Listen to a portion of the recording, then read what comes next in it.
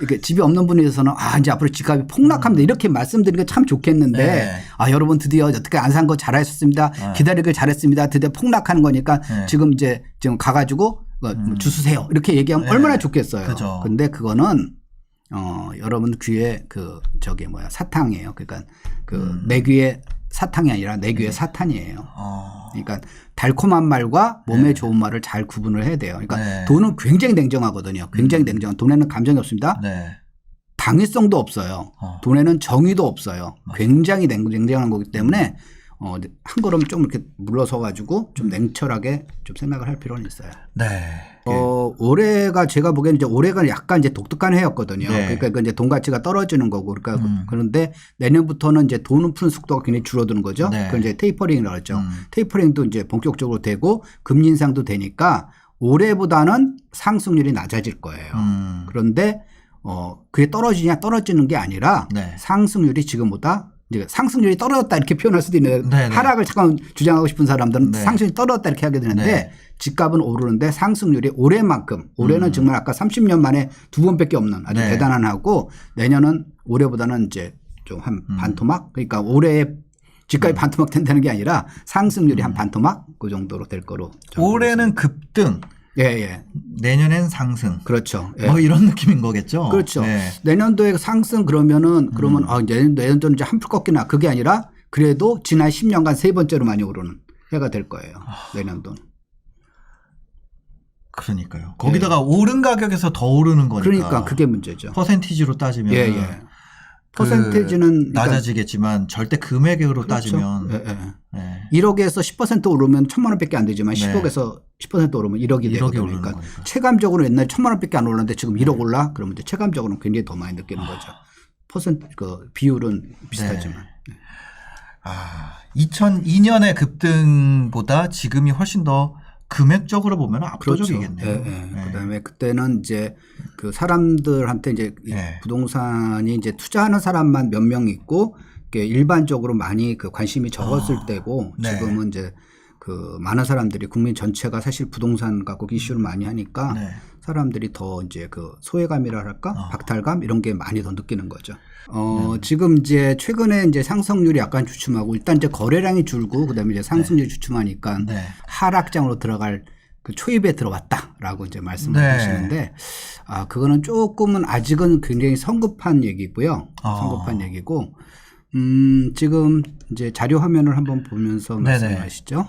여기 보면은 빨간 색깔로 되어 있는 그 표는 이제 지난 10년간 매달 어떻게 매달 얼마나 이제 전국 아파트 매매가가 상승했는가를 이제 보여드리는 표고요. 요 파란색은 이제 최근 2년간의 흐름입니다. 지난 10년간에 비해서 2년간 굉장히 많이 올랐죠. 그래서 10년간 같은 경우는 한 달에 평균 0.26%씩 올랐는데 최근 2년간은 이제 1.15% 올라가가지고 한 달에 1%씩. 한 달에 1%씩 올랐어요. 그래가지고 어마어마하게 올라가지고 올해를 누적하게 보면은 이제 아직은 이제 12월 끝나지 않았으니까 아직은 이제 마감은 안 했지만 12월까지 다 되면은 올해 이제 상승률이 올해 한 해 누적 상승률이 이제 20%가 넘으래요. 이게 20% 넘는다는 거는 지난 30년간 딱 2번밖에 없었어요. 2002년도 그러니까 2002년도에 IMF 외환위기 직후에 시중에 돈이 워낙 많이 풀리면서 1988년도하고 1989년도 1998년하고 99년도 그 두 해에 걸쳐 가지고 통화량이 40%가 늘었거든요. 시중에 돈이 많이 풀리니까 이제 그 여파로 해서 2002년도에 그 집값이 이제 22% 정도 올랐고요. 요번에 이제 20% 넘는 게 이제 두 번째로 20% 넘는 게 이제 지난 30년간 두 번째로 많이 오른 해가 될 건데 그게 이제 화면 다시 보여주세요. 그런데 지금 현재 보면은 지금 어마어마하게 이제 오르는 거예요. 그래서 지금 현재 그 1% 이상, 그러니까 매월 1%, 그러니까 1%씩만 오르게 하면 1년에 12%잖아요. 그렇죠. 그것도 어마어마한 거거든요. 그래서 1%씩 오르는 게 얼마나 많이 오른 거냐라고 하면은 여태까지 역사상 1% 넘은 적이 얼마가 없어요. 근데 지난 1년을 보면은 12달 내내 1% 넘은 거예요. 그렇죠. 작년 11월부터 올해 11월까지 13달 연속으로 그 1% 넘었거든요. 올해 11월까지도요? 11월까지도. 그래서 그 화면 잠깐만 더 보여주세요. 네. 자, 그런데 지금 현재 보면 이제 12월 되면은 이제 12월 되면 요게 이제 1% 밑으로 떨어질 거로 이제 예상돼요. 한 뭐 8%나 9%로 떨어질 것 같아요. 0.8이나 0.9. 그렇죠. 0.8이나 0.9로 이제 떨어질 거로 이제 예상되는데 그런데 이제 그게 무슨 의미냐 하면은 그러니까 이제 그 이제 경제부총리 입장에서 보면 이게 2%까지 갔던 게 최고 2%까지 갔던 게 이제 좀 떨어져 가지고 지금 반토막 상승률이 반토막이 됐다라는 건데 제가 이제 비유하자면 이런 거예요. 어떤 사람이 이제 계속 체중이 막 늘어나 가지고 다이어트를 해야 돼 가지고 결심을 한 거예요. 다이어트를 해 가지고 매달 1kg씩 찐 거예요. 이 사람이 살이. 그런데 이 사람이 이제 운동을 열심히 했더니만 이번 달은 0.5kg 그러니까 500g밖에 안 찐 거예요. 자, 그러면 500g밖에 안 쪘으니까 와, 난 다이어트 성공했다라고 얘기를 해야 될까요? 아니면 앞으로 더 노력을 해야겠다 이렇게 얘기해야 될까요? 앞으로 더 노력해야겠다. 그렇죠. 지금도 계속 체중은 늘고 있는 거예요. 과거와 체중 늘어나는 속도보다 적게 늘어났다는 거지 체중이 빠지는 게 아니거든요. 그렇기 때문에 지금 상태가 지금 그렇습니다. 그래서 지금 현재가 아까 이번 달 한 0.8이나 0.9로 이제 끝날 거로 예상이 되는데 12월에 그러면 그렇게 되면 그것도 사실 굉장한 거다라고 할 수가 있습니다. 그다음에 이거는 안심할 수가 없다. 이게 뭐 하락으로 꺾였다라고는 절대 볼 수가 없다라는 거죠. 최근 10년간 월 평균 상승률은 0.26%였습니다. 근데 지금 0.8이나 9 정도로 이제 상승률이 12월은 내려올 것 같은데 그래도 그 이것이 보통 이제 3배가 평균 상승률의 3배 그렇죠. 정도 3배 정도잖아요. 그렇죠. 예. 그리고 1% 넘는 게 얼마나 대단한 거냐면 지난 10년간 1% 넘는 게 16달 그러니까 16개월밖에 없었어요. 10년 중에 10년이면 120개월이죠. 그렇죠. 120개월 중에서 13.3%니까 16개월밖에 없었는데 그 16개월 중에서 최근 13개월이 있고 그럼 나머지 3개월 있을 거 아니에요. 나머지 3개월이 작년에 2개월 그다음에 2018년도 1개월 그러니까 최근에 이 상승세가 역대급이라고 생각하시면 되겠습니다. 지난 10년 중에 총 120개월 중에 1% 넘게 오른 게 16개월. 그렇죠. 120분의 16분의 120이었는데 120분의 16. 120분의 16이었는데 그중에서 16 중에 13개월이 최근 13개월이다. 그렇죠.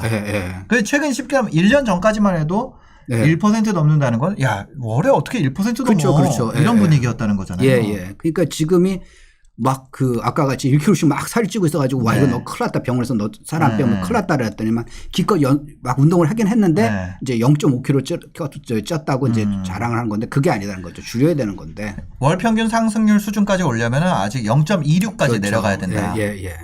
2020년 5월에 이런 때는 0.2도 안 되게 오르던 때도 있었어요. 그렇죠. 그죠. 근데 2020년도 급등이라고 얘기를 했었으니까. 그렇죠. 2020년 하반기부터 이제 집값이 오른 건데 그건 이제 우리나라만 그렇게 오른 게 아니라 다른 나라도 2020년 하반기부터 동시에 거의 다 올랐어요. 미국을 포함해서 그때부터 이제 급등을 했는데 그게 이제 그 전 세계적으로 그러니까 우리나라 같은 경우는 조금 이제 독특하긴 하지만은 그래도 전 세계적으로 이제 돈 가치가 떨어지면서 통화량이 늘어나면서 이런 현상이 벌어진 거죠. 그래서 예를 들면은 이제 미국 같은 경우는 이제 통화량이 언제부터 많이 늘었냐면은 작년 이제 3월 초부터 그러니까 2020년 3월 초부터 늘었거든요. 그러니까 2020년 2월 말부터 올해 10월 말까지 그러면 1년 8개월이잖아요. 20개월이죠. 1년 8개월 동안 통화량이 얼마나 늘었냐면 37%나 늘었어요. 미국 역사상 이렇게 늘은 적은 거의 없습니다. 그러니까 어마어마하게 늘은 거고 아까 제가 우리나라도 2002년도에 왕창 올랐을 때 1998년과 99년도에 두 해에 걸쳐 40% 늘었습니다 그랬잖아요. 24개월 동안 40% 늘었고 미국에서도 24개월은 안 되고 아직 20개월인데 37% 늘었으니까 그러니까요. 옛날에 우리가 IMF 직후만큼 미국에서 돈을 막 푸는 거예요. 그러니까 우리나라는 이제 미국만큼 적게 풀었지만은 그 전 세계적으로 이제 작년 하반기부터 집값이 쫙 올랐고요. 주가도 작년 하반기부터 많이 올랐어요. 비트코인도 마찬가지고 온갖 자산이 작년 하반기부터 아주 거의 미친 듯이 막 오르는 거기 때문에 세계적으로 이제 돈 가치가 떨어진 거죠. 그 정도가 이제 될 것 같아요. 그럼 거래가 지금 이렇게 말라붙은 상황이잖아요. 이런 것들이 어떻게 보면 하락을 좀 가져올 수 있다. 이런 얘기들도 많이 있거든요. 그 부분에 대해서는 어떻게 보시나요? 하락이 지금 이제 어떻게 보면은 이제 정부에서 이제 거래를 못하게 하는 이제 그런 이제 그 정책이 좀 있는데 그 거래가 없는 게 이제 두 가지예요. 우리가 그 거래량을 갖다가 보통 이제 주식 같은 경우 거래량이 줄으면은 그다음에 주가가 떨어지거든요. 그래서 거래량은 이제 주가의 그림자다 하고 이제 선행 지표로 보는 경우가 많은데 부동산에서도 이제 거래량이 줄으면 그 왜 줄었느냐 이제 그 원인을 이제 살펴봐야 될 거잖아요. 그러면은 첫 번째 원인은 뭐냐면은 사는 사람이 줄어들 경우. 두 번째 원인은 파는 사람이 줄어드는 경우. 그런 거죠. 사는 사람이 줄어들면은 당연히 집값은 떨어지게 돼 있습니다. 근데 파는 사람이 줄어들어 그러면 집값은 오르게 되는 거거든요. 그래서 지금 현상이 어떤 거냐 이제 그거 갖다가 우리가 정확히 알아야 되는데 지금 거래량이 줄어들었냐? 지역에 따라 달라요. 그러니까 이제 현 정부 출범에 그러니까 2017년 5월부터 작년 12월까지를 이제 그 평균으로 보고 그 기준으로 보고 이제 올해 상승 거래량을 보게 되면 수도권은 9%가 줄었어요. 그런데 그 이제 지방 그다음에 우리가 이제 그 나눌 때 수도권 그다음에 이제 지방 소재 5대 광역시 그다음에 기타 지방 이렇게 나누거든요. 기타 지방은 이제 뭐 부산 이런 데 포함되지 않고 이제 강원도, 충청도, 뭐 전라도, 경상도, 제주도 이렇게 일반 지역이죠. 보통 이제 비규제 지역이 많습니다. 자, 그 지역은 거래량이 49%가 늘었어요. 그러니까 거래량이 줄었다는 건 수도권 얘기지 지방 얘기는 아니에요. 조정 지역이 거래량이 줄은 거네요. 그렇죠. 네, 규제가 많으니까 사람들이 양도소득가 무서우니까 못 파는 거예요. 그래서 수도권은 9% 거래량이 줄었는데 기타 지방은 무려 49%나 거래량이 늘었어요. 다른 데는 그럼 아파트 거래량도 계속 올라가고 있어요? 올라간 거예요? 기타 지역, 네. 기타 지방 그렇게 늘었어요. 그럼 저희가 봤던 거래량 지표라는 건 지금 서울에 대한 얘기만 한 건가 봐요. 서울하고 이제 경기도, 인천 포함해가지고 수도권이죠. 서울 수도권 지역의 거래량이 줄었다라는 건 다른 지역의 거래량이 늘었다는 걸 우리가 외면하고 있었구나. 그렇죠. 우리가 주로 이제 포커스를 서울이나 이제 수도권 위주로 맞추니까요. 그런데 제가 말씀드린 포인트는 그런데 그러면은 지방은 이제 이 거래량이 왕창 늘었으니까 집값이 굉장히 많이 늘었고 수도권은 거래량이 줄었으니까 집값이 떨어져야 되잖아요. 일반적으로 생각하면. 만약에 거래량이 집값을 앞서는 선행지표라면. 그렇죠. 그런데 놀랍게도 이제 올해 거래량이 이제 늘고 올해가 줄었다 그랬잖아요. 수도권이 거래량이 9% 줄은 수도권의 집값은 20% 이상 올랐어요. 수도권 집값이.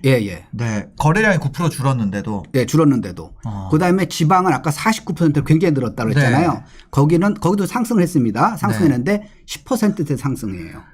수도권이 더 많이 올랐네요. 그렇죠. 수도권이 지방에 비해서 2배가 더 상승했어요. 수도권이 지금 20% 올랐다는 거예요? 20%대 20% 더 올랐죠. 20%보다 더 올랐. 이거 30년 만에 진짜 한 세대를 통틀어서 가장 많이 오른 거죠. 그렇죠. 이제 두 번째. 2002년도 월드컵 때 빼고. 그러니까 그 얘기가 무슨 얘기냐면 지금 거래량이 줄었다는 게 특히 이제 수도권을 중심으로 거래량이 줄었다는 거는 사는 사람이 줄어들어서 그런 거보다는 파는 사람이 줄어들어서 나타나는 현상인 걸 갖다가 얘기를 하는 거죠. 사는 사람도 분명히 줄었어요. 옛날보다 줄었습니다. 근데 사는 사람이 옛날에 10명이고 파는 사람이 옛날에 10명인 거예요. 그러면 옛날에 거래가 됐었죠. 근데 지금은 사는 사람 줄었어. 얼마로? 5명으로. 옛날에 10명에다 5명으로. 근데 파는 사람은 10명에서 1명으로 줄어드는 거예요. 옛날에는 1대1이었는데 지금 5대1이 돼버린 거예요. 그러니까 거래량은 줄지만 신고가가 계속 올라가는 거죠. 그래서 오늘 같은 건 이제 신문에 난 거 보면은 이제 그 강남구 대치동의 음마 아파트가 지난 8월에 이제 음마 아파트 전용 면적 84제곱미터 우리나라로 평형하면 34평형이죠. 그게 그 8월 달에 27억 8천에 거래됐었거든요. 근데 이제 오늘 발표된 거 보면은 이제 국토부터 실거래까지 나온 거면 28억 2천이 된 거예요. 그러니까 더 계속 오르고 있는 거예요.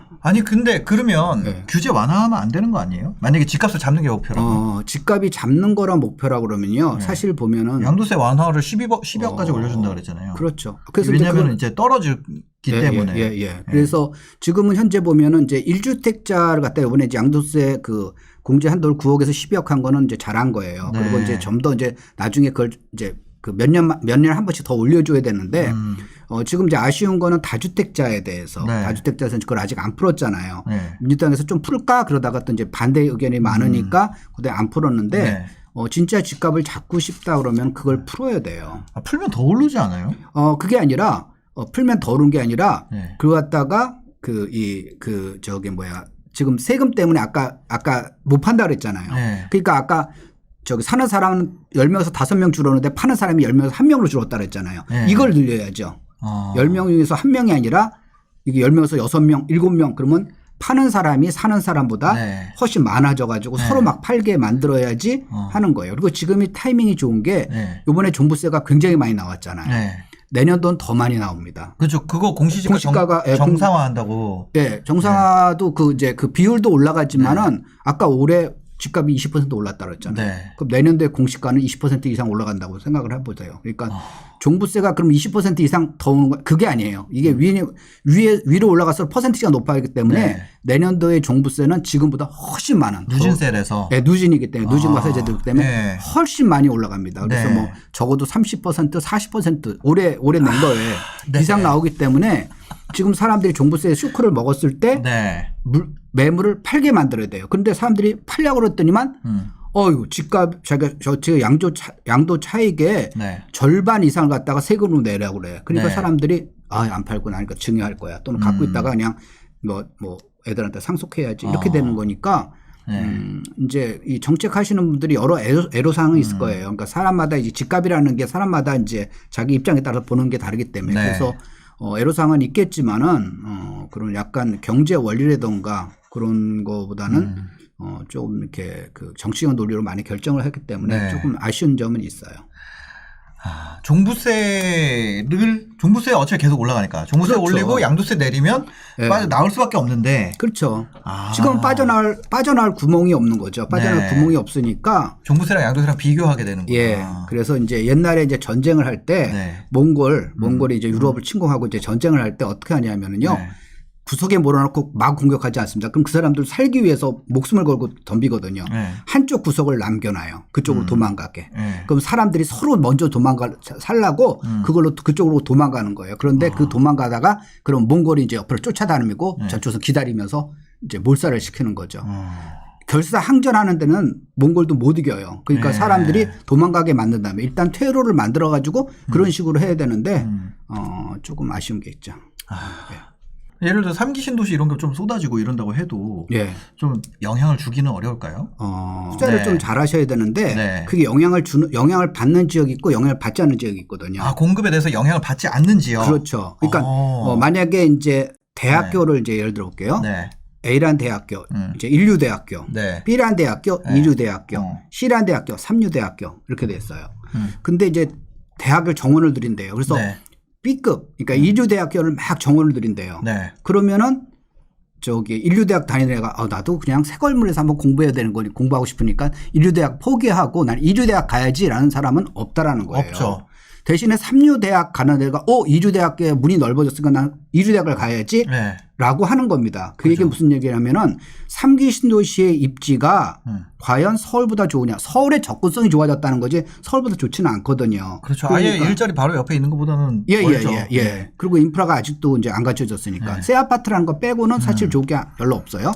그런데 그러니까 근데 문제는 뭐냐면 3기 신도시보다 떨어진 외곽 지역 있잖아요. 네. 그런 데는 영향을 받거든요.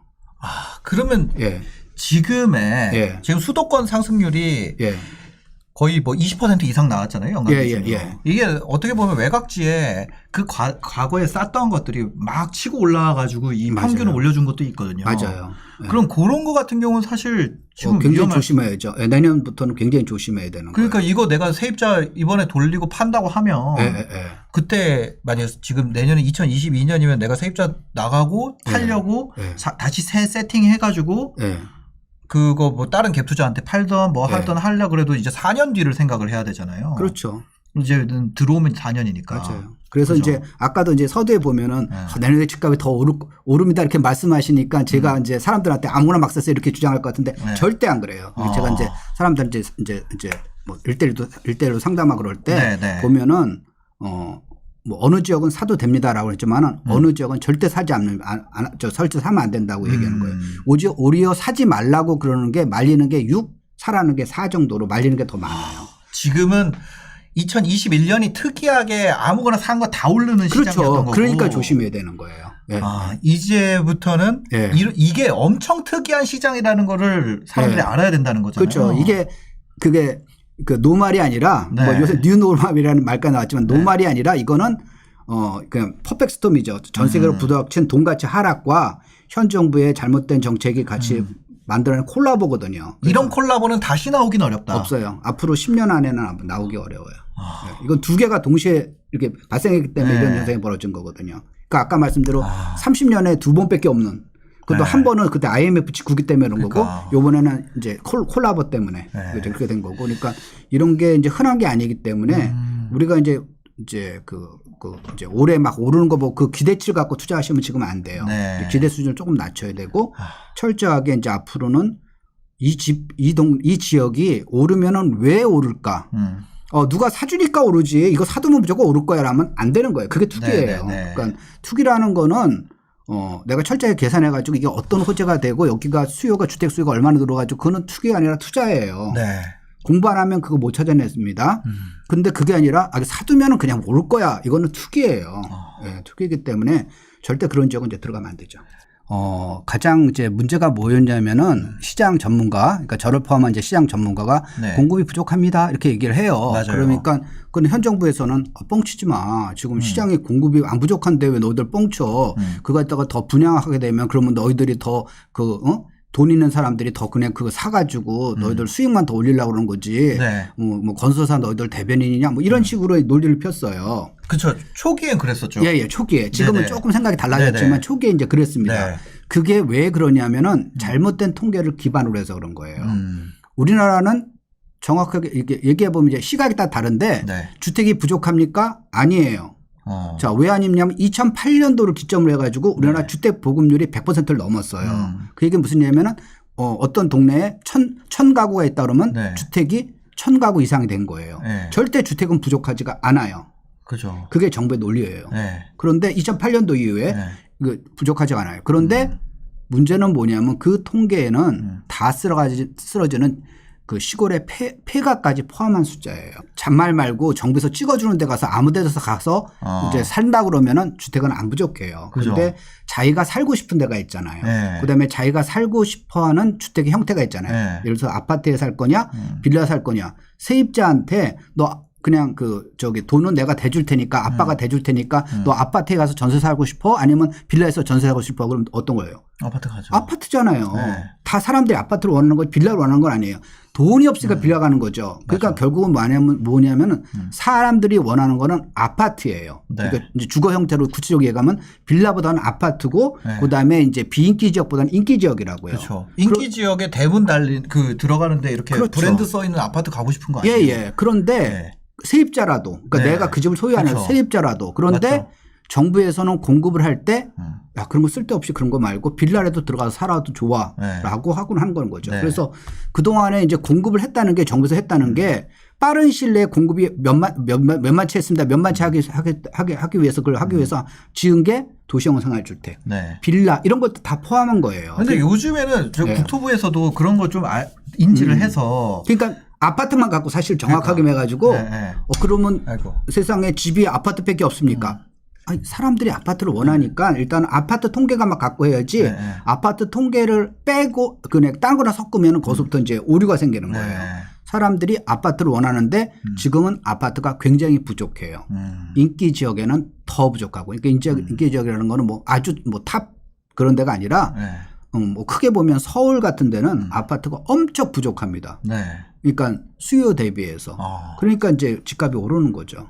일단 뭐 지역적인 이슈는 그런데 네. 이게 전체 시장에 미치는 이 요소들도 있습니다. 예를 들어 예. 금리 이런 예. 거는 예. 뭐 부잣집이라고 금리 적게 오르고 가난한 집이라고 그렇죠. 금리 예. 뭐 많이 오르고 예. 이렇지 않거든요. 예. 전체 시장에 다 영향을 미치는 요소가 예. 되는데 아까 얘기하신 게 예.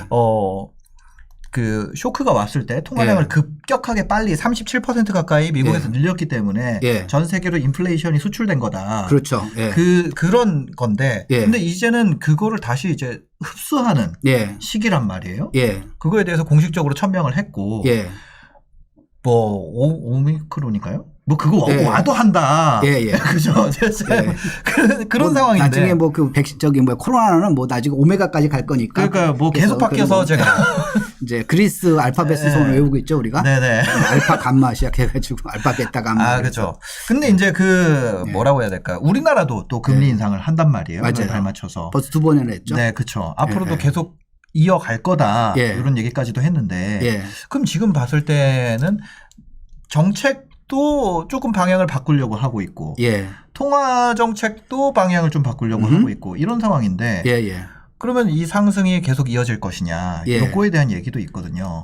나 이거 수요와 공급을 제외하고 그렇죠. 이 통화적 측면에서 우리가 이제 테이퍼링이라고 그러게 되면은 통화를 환수하는 게 아니에요.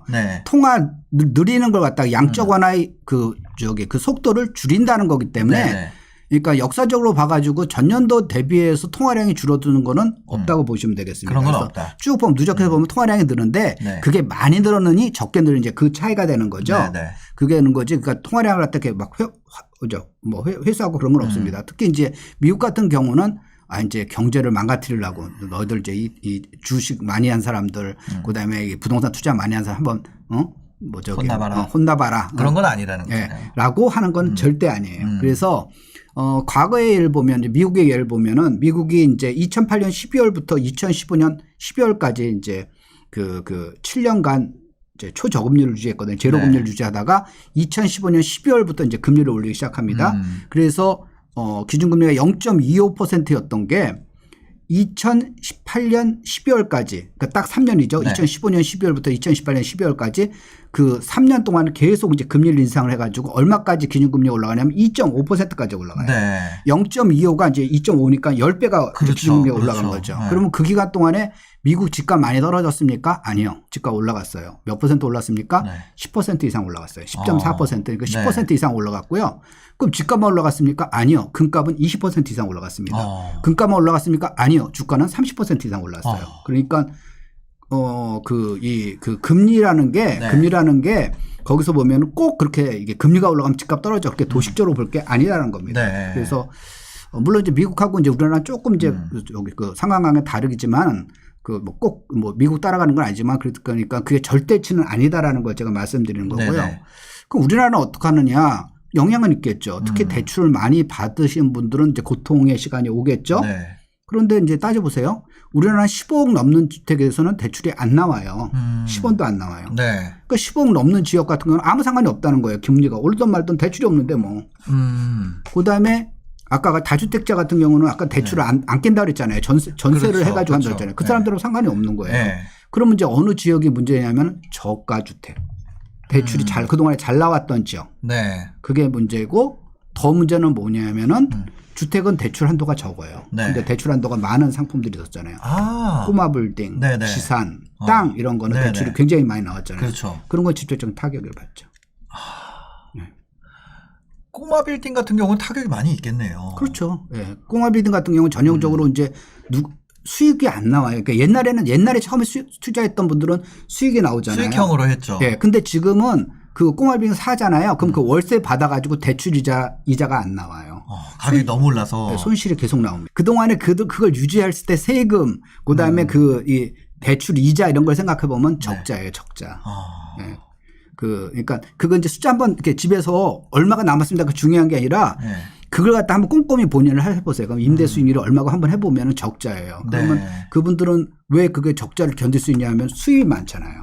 연예인들은 우리가 생각한 것보다 공이 하나 더 많으니까 그걸 갖다 버티는 거예요. 버티고 더 나가서는 뭐냐 하면은 그걸 갖다가 법인으로 해가지고 아까 적자 난 걸 하고 자기가 수입하고 퉁치게 되면은 소득세가 적게 나가잖아요. 그러니까 그런 목적으로 해서 투자를 하는 거지 일반인들이 괜히 따라해가지고 그거 보고 따라해가지고는 수입이 많은 사람은 일부러 자기 수입을 줄이려고 세금 적게 내서 그렇게 할 수는 있지만은 수입이 별로 없으면서 나 그래도 빌딩 하나 갖고 싶어 하고 하는 경우는 지금은 굉장히 이제 어려운 시장이 돼버린 거죠. 그러니까 꼬마 빌딩을 내가 수입이 없기 때문에 특히 이제 연세가 드신 분 같은 경우는 은퇴에 대한 대비 수단으로 꼬마 빌딩에 대한 관심도를 갖고 있는 분들이 많이 있거든요. 근데 이게 수익률이 안 나오기 때문에 그걸 따져보시면서 하셔야 돼요. 그러니까 거기서 보면은 이거 사두면 오를 겁니다. 내릴 수도 있죠. 그렇죠. 그러니까 그거는 이제 두 번째고 오르면 다행이지만 이제 오른다는 건 누군가 계속 그거 사줘야 되는 거거든요. 네네. 그러니까 그게 조금 이제 그게 바로 금리에 특이죠. 대한 부분은 그런 것들이 이제 영향을 크게 미칠 것이다. 예. 어떻게 보면은 좀 그런 상가나 지산 같은 경우는 지금 장난 아니거든요. 그렇죠. 지산도 그 대출 한도가 많이 나오기 때문에 사람들이 많이 들어가는 거거든요. 오피스텔 같은 경우도 영향이 있겠네요. 그러면. 그렇죠. 그러니까 지금은 이제 주택 쪽을 워낙 확 묶어 놓으니까 이제 특히 취득세 쪽으로 막 묶어 놓으니까 이제 이게 막 이제 이게 풍선 효과를 가지고 막 이것저것 막 하는 거거든요. 근데 그 중에서도 약간 이제 옥석을 가려야 되는 거고요. 특히 이제 상가나 지산 같은 경우는 왜 조심을 해야 되는 거냐면 세입자를 맞추기 어려울 수가 있어요. 우리가 주거용 부동산, 그러니까 이제 아파트가 이제 대표적인 주거용 부동산이잖아요. 내가 샀어. 그러니까 소위 갭투자로 샀어요. 전세 끼고 살는 거예요. 전세가 잘 안 나가. 그 동네 시세가 이제 전세가 3억인데 나 3억으로 냈더니만 전세 수요가 줄어서 안 나가. 그러면 나 2억 5천 그러면은 바로 나가요. 왜 나가겠어요? 거의 그 동네 3억 살던 사람이 와 저기 2억 5천이래. 그리고 이사하는 거예요. 그렇죠. 5천 줄이기 위해서. 그러니까 주위에 있기 때문에 얼른 자기가 가격만 낮추면 나갑니다. 그런데 상가라는 거는 내가 장사할 사람이 들어와야 되잖아요. 그다음에 지산 같은 경우는 이제 스타트업이나 이런 그 회사가 들어와야 되잖아요. 벤처기업 이런 게 들어와야 되는데 그게 갑자기 내가 지산을 샀다고 없던 스타트업이 갑자기 생기는 게 아니잖아요. 그러니까 그런 수요는 한정되기 때문에 고민을 해야 되는 게 이걸 세입자를 어떻게 맞출 것인가를 고민해야 돼요. 그래서 이제 그 지산 투자했다가 그게 세입자를 못 맞춰가지고 본인이 그냥 저기 가서 서재처럼 쓴다. 그냥 그 본인이 쓰다겠다 이런 사람도 굉장히 지금 많아요. 그러니까 그건 조심하셔야 돼요. 그리고 아까 이제 그러니까 금리가 오르는 거가 그럼 금리 오른다고 그게 호재입니까? 아니죠. 악재니까 아까 제가 서두에 말씀드린 거로 올해같이 20%의 상승은 안 된다라는 거에도 그 중에서 하나가 바로 그거라는 거죠. 금리, 그다음에 이제 통화량 증가가 올해보다는 적을 거다. 이런 것 때문에 상승률이 올해보다는 반토막 될 거다라고 말씀드리는 거죠. 그럼 내가 지금 가지고 있는 돈이 무주택자라 그래도 선택이 좀 다르겠네요. 내가 지금 가지고 있는 돈이 급해서 더 외곽지에 가서 내가 내 집 마련을 해야 돼. 출퇴근을 내가 좀 포기하더라도. 그럼 그거를 선택해야 될 자금 사이즈만 안 하는 게 낫고. 무주택자는 안 하는 게 아니라 해야죠. 그래요? 더 외곽지 지금 아까 얘기하셨던 거는 그런데 이제 하락 위험이 있다 그랬잖아요. 하락 위험이 있는데 그거는 나중에 이제 입주 시기 가까울 때 되는 거니까. 그러니까 이제 가장 안 좋은 케이스가 뭐냐면은 내가 돈이 2억 원이 있어요. 그런데 2천만 원 갭 투자를 해가지고 10채를 사야 된다고 생각하는 게 그게 가장 이제 투자하고 좀 이렇게 나쁜 습관이랄까 좀 이제 이렇게 좀 좋지 않은 습관인 거고요. 그러면 2억 원 끼고 2억 원에 맞는 걸 사는 거예요. 그러니까 내가 10억 원을 현금 10억 원을 모을 때까지 나 집을 안 사라고 하는 거는요. 그동안에 집값이 오를 가능성이 높잖아요. 그러니까 그거는 굉장히 사실 손해인 거고 자기가 되면은 뭐 사야죠. 사고 그러고 이제 돈이 더 모이면은 추가로 주택수를 늘리는 게 아니라 기존에 샀던 거 합해가지고 좀 더 업그레이드하고 저기 좋은 지역이나 또는 더 큰 평형이나 이렇게 자기가 좋은 데로 이렇게 갈아타기를 해야죠. 그렇죠. 무주택자 같은 경우는 어떻게 보면은 그 내가 새 끼고 사면은 4년이죠. 무주택자 같은 경우는 2년만 실거주하면 되잖아요. 그렇죠. 사실 그 기간이 짧기 때문에 상대적으로 유연성 있게 대응하기도 쉽고. 처음엔 좀 이제 그래서 이제 출퇴근할 때 고생하더라도 처음에는 그렇게 해가지고 시작하는 게 처음에 다 그렇게 시작해요. 그렇게 시작을 해야지 처음부터 이렇게 근사한 집에서 그렇게 사는 사람은 정말 우리나라 1%도 안 되죠.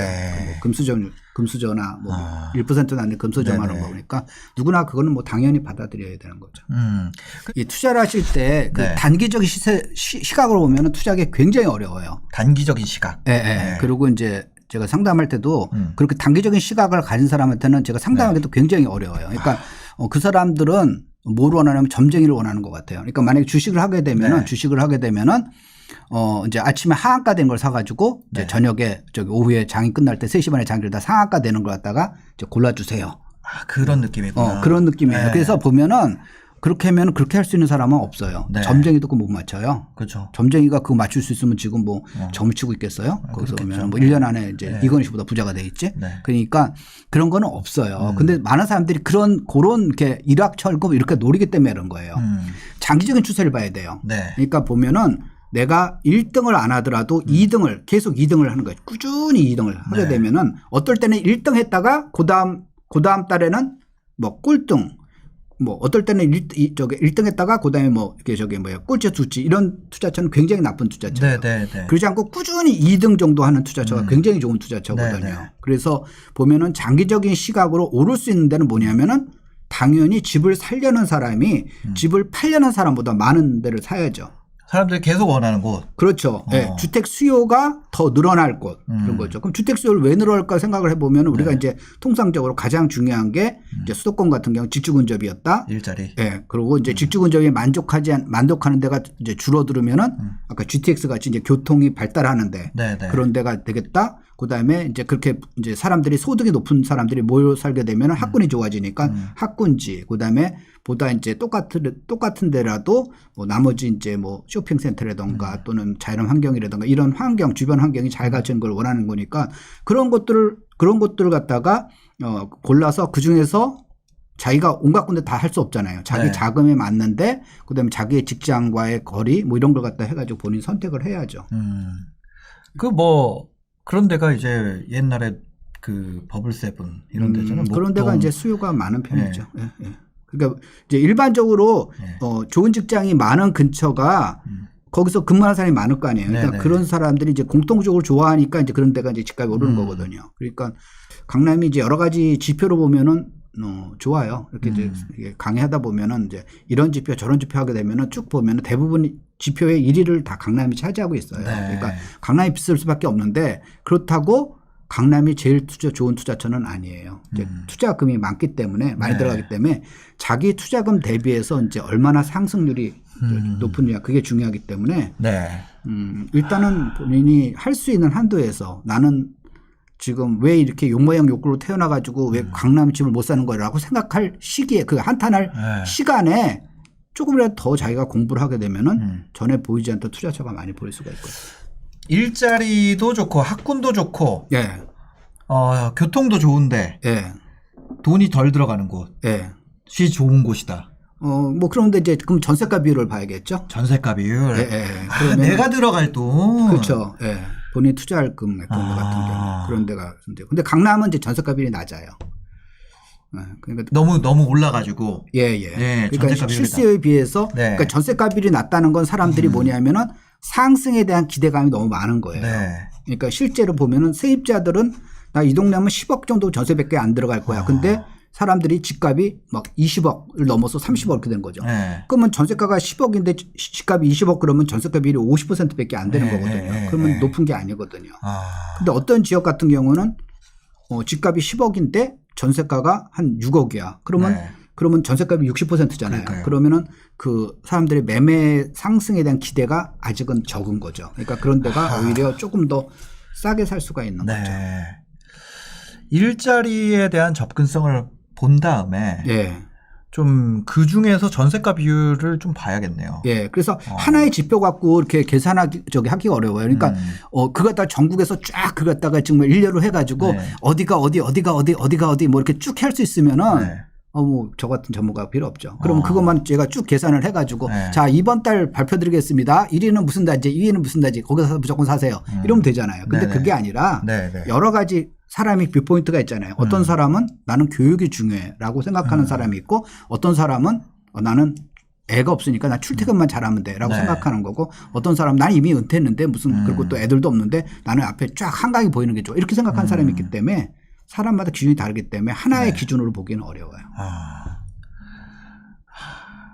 그 인구 구성애라든지 이런 것도 잘 생각을 그렇죠. 잘 해봐야겠네요. 생각해야죠. 거기서.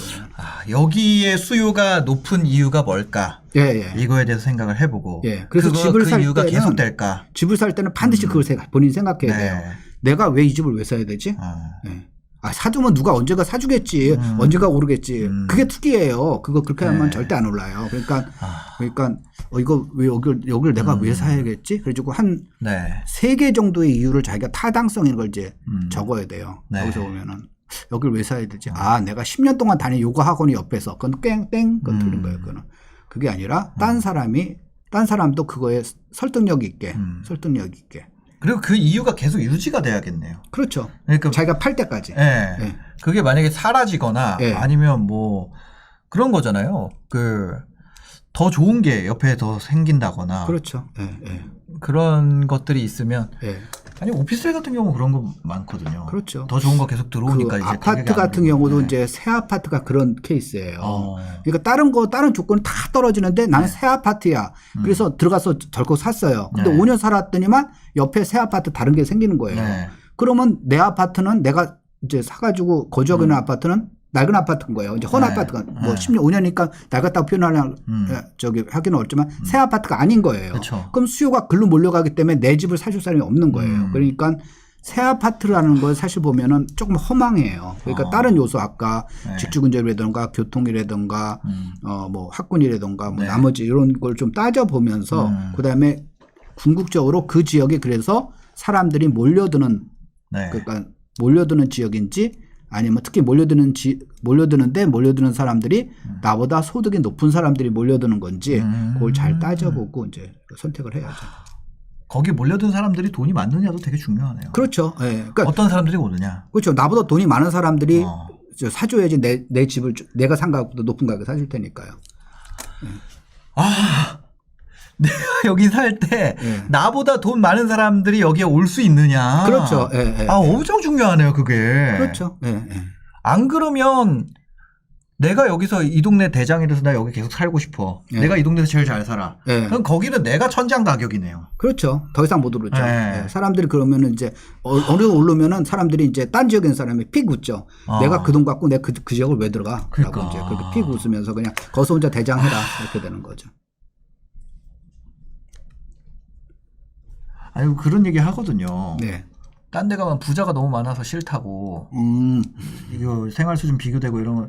근데 나보다 더 돈 많은 사람들이 많이 올수록 집값이 그 사람들은 더 낼 수 있는 여력이 높으니까. 맞습니다.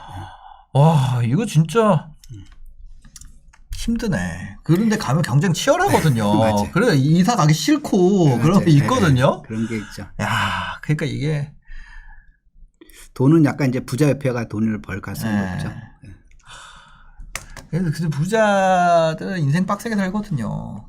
근데 거기 가서 같이 경쟁을 붙으려고 그러면 비교도 되고 애도 더 열심히 공부시켜야 되고 막 이런 것 때문에 그런데 이제 그렇기 때문에 돈이 많은 거고 그 사람들이 사줘야지 가격이 오르는 거고. 야, 이거 진짜 뭐 어떻게 그게 없네. 현실이 그런 거잖아요. 맞아요. 조금 다른 뭐 엉뚱한 얘기지만은 이제 우리나라 드라마가 이제 사람들의 생각을 많이 막 망치고 있는 것 중에 있는데 드라마 같은 데 보면 사장 이러면은 그냥 뺑뺑이 놀기만 하고 어서 뭐 불륜 막 하고 왜 그런 드라마가 저거잖아요. 그러니까. 사장들 바빠요. 엄청 바빠요. 그죠. 그러니까 제일 바쁘고 제일 스트레스 많이 받습니다. 그게 이제 사장인데 그러니까 현실하고 드라마하고 현실은 전혀 다르거든요. 그러니까 그런 사람들이 치열하게 살았기 때문에 물론 이제 금수저가 몇 명 있어요. 근데 그 사람 그런 거 따지면은 자기 인생 비참해지니까 그런 거 따지지 말고 내가 현재 금수저가 아니면은 나는 이 다음에 금수저 돼가지고 우리 자식이나 우리 손자한테 금수저가 만들어주면 되잖아요. 그러니까 자기가 그만큼 노력을 해야 되는데 노력하라니까 이제 그 안에 이제 꼰대처럼 보이는데 괜찮아요. 아기곰님은 이제 그 얘기해도 되는 연세잖아요. 그런데 그 제일 중요한 게 뭐냐면은 자기가 탤런트를 갖고 태어나거나 노력을 하거나 둘 중에 하나를 해야지 어느 정도의 수준이 되는 거고요.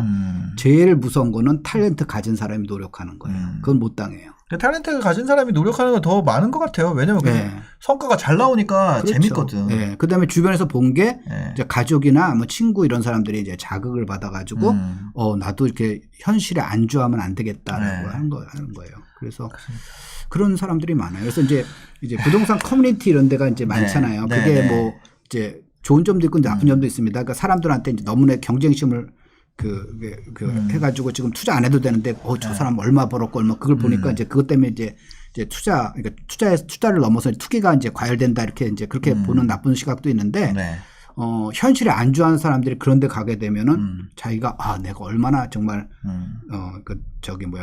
인생을 너무 쉽게 살았다라는 걸 갖다가 알 수가 있죠. 그러면 굉장히 많이 배우고 했던 사람들은 집에 가가지고 지금 현재 의사인데도 불구하고 집에 가서 또 그냥 병원에서도 힘든데 집에 가서 또 부동산 공부하고 그런 사람도 굉장히 많고 많죠. 치열하게 사는 사람도 굉장히 많죠. 알겠습니다.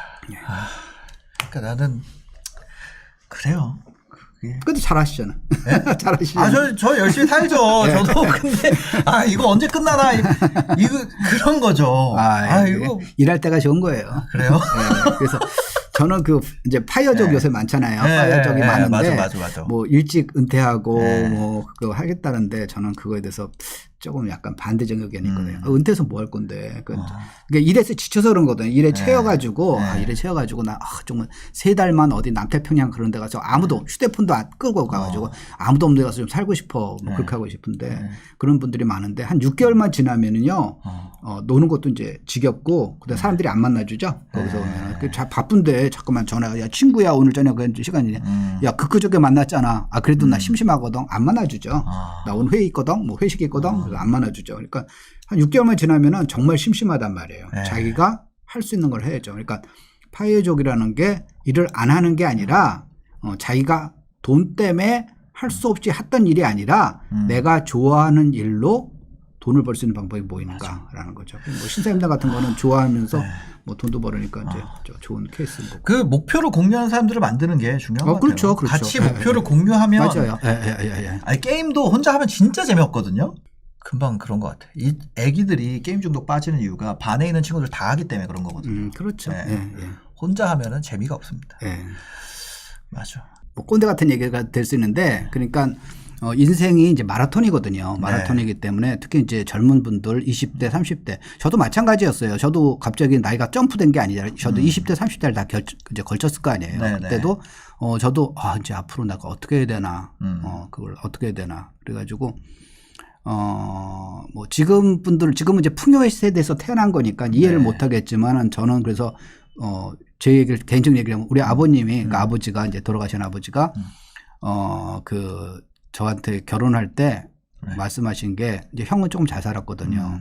그런데 너 와가지고 절대 결혼한 다음에 아버지가 돌아간 이후에 아버지가 연세가 많으셔가지고 돌아간 다음에 와서 형한테 절대 10원이라도 너 손 내밀면 그게 거지다. 옛날에 흥부와 놀부처럼 그게 거지지. 그러니까 절대 하지 말아라. 결혼한 다음에 너 김치가 되던 간장이 되던 하루에 반찬 하나만 해가지고 먹어라. 네가 스스로 부자가 됐다고 생각할 때까지 그렇게 말씀하셨어요. 그래서 물론 이제 한 가지는 아니고 한 뭐 두세 가지를 해서 먹었지만 그래도 상당히 그거에 이렇게 남한테 손 안 벌리려고 이제 그렇게 열심히 이제 살한 거거든요. 뭐 지금은 이제 하게 되면 저게 언제적 얘기야 뭐 이제 그렇게 느끼실 분이 많은데 아까 얘기한 대로 모든 사람이 풍요롭고 모든 사람이 이제 잘 살 수 있으면 골고루 잘 살 수 있으면 참 좋죠. 그런데 우리가 잠깐만 상대 비교를 하거든요. 옛날에는 정말 먹을 게 없어서 굶어 죽는 사람이 있었어요. 근데 지금은 그건 없어요.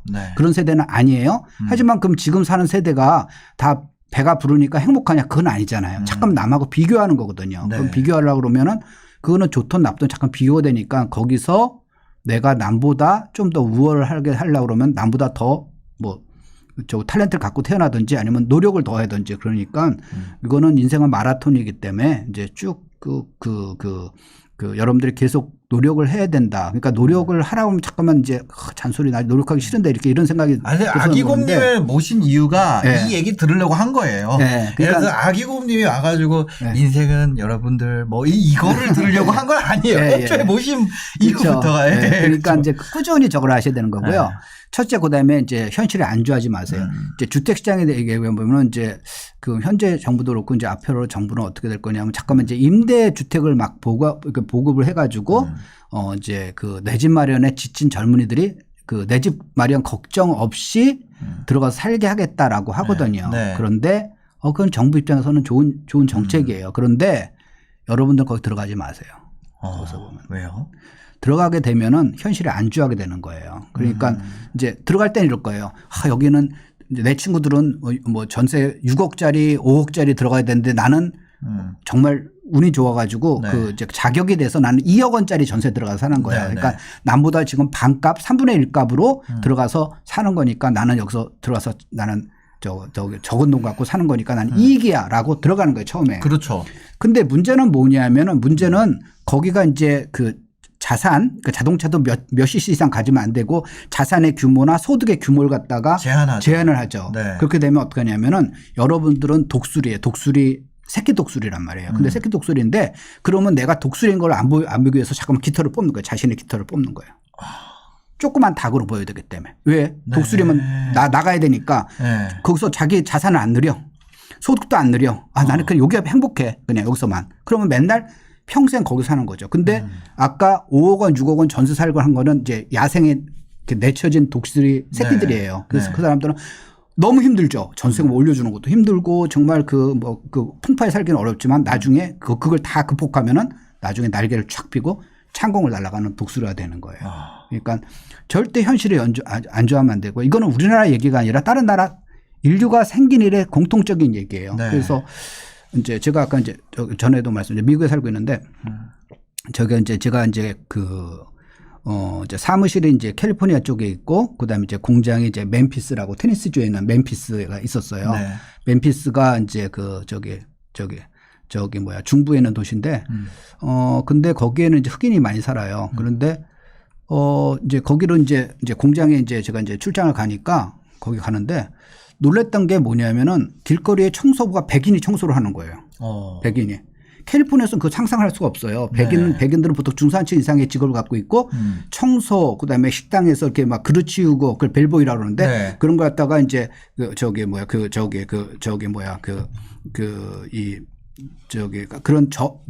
3D 네. 업종은 다 이제 히스패닉이 하지 네. 백인이 안 한단 말이에요. 그런데 거기 멤피스에서는 백인이 다 하고 있어요. 네. 흑인이 훨씬 많은 도시인데 네. 흑인들 모나 봤더니만 이렇게 뭐 골목 이런 데서 앉아가지고 전부 담배 피고 있거나 뭐 기타 치고 있거나 놀기만 하는 거예요. 네. 그래서 제가 이제 물어봤죠. 거기 이제 사는 사람들한테 물어봤죠. 여기는 어떻게 백인이 청소부를 하고 흑인들은 왜 일을 하나도 안 해요? 그러니까 복지. 일을 하게 되면 그게 안 나오는 거니까 일을 하느니 나는 그냥 그 복지를 그 정부에서 주는 이제 그 연금을 받아서 네. 생활을 하겠다라는 거죠. 그러니까 그런데 소득이 생기면은 그걸 못 받죠. 그러니까 일을 안 하는 거예요. 소득이 안 생기게.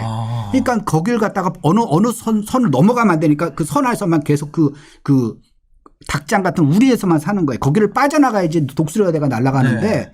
그러니까 평생 그렇게 돼버리는 거예요. 그래서 조금 이제 아쉬운 거죠. 그래서 그것도 이렇게 남의 나라 얘기가 아니라 우리도 마찬가지예요. 그러니까 현실에 안주하지 말고요. 여러분은 독수리예요. 그러니까 독수리이기 때문에 언젠간 창공을 날아가지고 굉장한 사람이 될 거예요. 굉장한 사람이 될 거니까 본인의 미래에 대해서 너무 불안해하지 말고 네.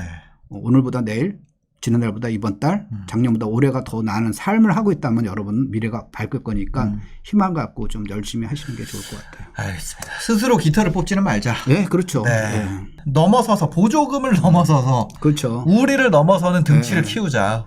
당모에 만족하지 말라는 거예요. 맞아. 본인이 맞아요. 독수리 새끼라는 걸 생각을 하세요. 병아리가 아니라 독수리 새끼니까 맞아. 나는 여기 지금 병아리들하고 같이 있는 게 네. 창피한 걸 생각을 해야 되는 거죠. 맞아. 편하라고 생각하면 안 돼요, 절대. 사실 저희 채널은 약간 독수리 채널입니다. 아, 좋네. 그 독수리류의 분들이 보는 채널이에요. 아, 네. 그래요? 하여튼 오늘 또 이렇게 바쁘신데 시간 내주셔서 감사합니다. 네, 예, 감사합니다. 네, 영상 보시고 도움이 되셨으면요. 구독과 좋아요, 댓글까지 부탁드리겠습니다. 영상 봐주셔서 감사합니다. 행복한 하루 되세요.